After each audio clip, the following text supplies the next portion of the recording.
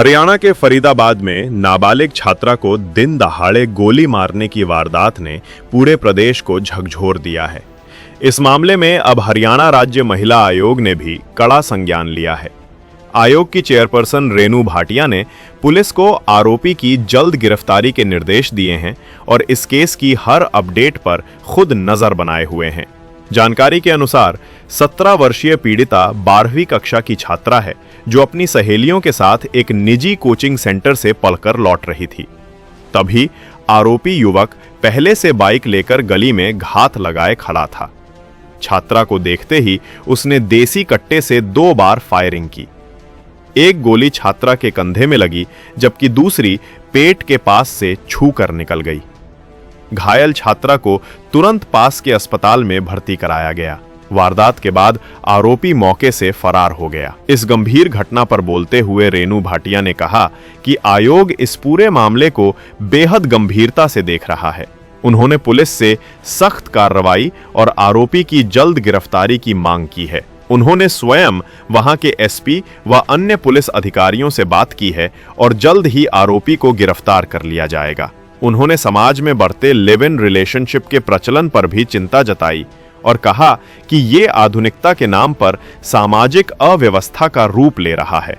देखिए, एक दुर्भाग्यपूर्ण घटना है कि इस तरह से लड़की अपने ट्यूशन सेंटर से वापस आ रही है और उसके साथ उसको चेज करते हुए एक लड़के ने किया, जो कि हमने सीसीटीवी फुटेज निकल कर जो आई है उसको हमने आपके मीडिया के माध्यम से भी देखा। मैंने वहाँ के डीसीपी से बात की, फरीदाबाद के उस क्षेत्र के, और लगातार मैं कांटेक्ट में हूँ वहाँ के एरिया के एसएचओ से।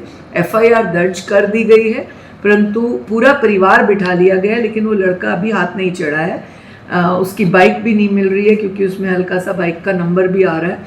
वो अपनी बाइक पर ही गायब है और फ़ोन स्विच ऑफ है, लेकिन सीआईए की टीम पूरी लगी है और बराबर मेरे साथ कांटेक्ट में है। हमने अभी भी उनसे बात की और उनको ये कहा है कि पूरे 24 घंटे हो गए हैं, अब लेटेस्ट बाय टुमारो मॉर्निंग तब तक वो अरेस्ट हो जाना चाहिए। उनके पेरेंट्स को, भाई भाभी को, बहुत सारे रिश्तेदारों को थाने में बिठाया हुआ है, तो उम्मीद है जल्द पकड़ा जाएगा। जी, पिछले दिनों भी आपने इस तरीके का मामला उठाया था कि जिसमें अभी लिव इन रिलेशनशिप में भी जो है बच्चियां जो है उनको किस तरीके से बरगलाया जाता है। और ये एक हालांकि लिव इन रिलेशनशिप का नहीं, पर वैसे ही मामला है कि एक तरफा जो लड़का आशिक बन जाता है, तंग करता है बच्चियों को, जैसे कि बच्चे के पिता ने भी कहा है कि वो पीछा करता था, समझाने के बाद भी नहीं समझ रहा था। तो आपको लगता है कि माता पिता और समाज की भी जिम्मेदारी है कि जो लड़के हैं, लड़कियां ही नहीं, लड़कों को ही बचपन से ऐसे परवरिश नहीं समझाएं, क्योंकि हर कोई बात करता है कि लड़कियों को पहना सिखाया जाए, लड़कियों को संस्कार दिया जाए। बिल्कुल बिल्कुल आपकी बात ठीक है।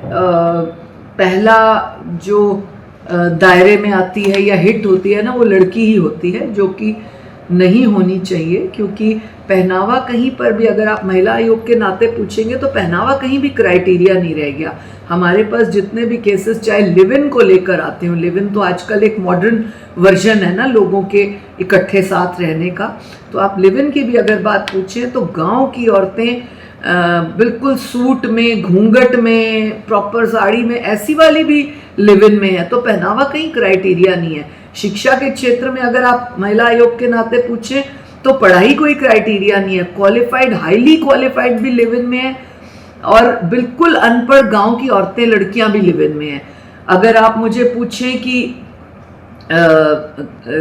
एज क्या बार है, तो एज कोई बार नहीं रहा। छोटी से छोटी 15 साल से 18 साल से स्टार्ट हो जाता है, लिव इन में आ जाती हैं बच्चियां, बरगलाई जाती हैं, या खुद भी एज का उनका एक वो रहता है। लेकिन 72 साल का, 67 साल की औरत के साथ भी हमने लिव इन में पानीपत में पकड़ा है। तो लिव इन एक ऐसा अभिशाप है जिसमें ना एज क्राइटेरिया रहा, ना जाति क्राइटेरिया रही, ना पढ़ाई क्राइटेरिया रहे, ना नौकरी क्राइटेरिया रही, ना शहर क्राइटेरिया रहा, ना गांव क्राइटेरिया रहा। और आज की डेट में ये एक बहुत बड़ा अभिशाप बना हुआ है परिवारों को तोड़ने में, जिसके महिला आयोग सख्त खिलाफ भी चलता है, सख्ती भी करता है और कोशिश भी कर रहा है स्कूल, कॉलेजेस, यूनिवर्सिटीज़ के माध्यम से सेमिनार्स कंडक्ट करके इसको पॉजिटिव वे में फ्रेम आउट करने के लिए। फरीदाबाद गोलीकांड ने फिर साबित किया है कि बेटियों की सुरक्षा के मुद्दे पर समाज और सिस्टम दोनों को मिलकर जवाबदेही निभानी होगी। अब देखना यह होगा कि आरोपी कब तक पकड़ा जाता है। ब्यूरो रिपोर्ट, सत्य खबर।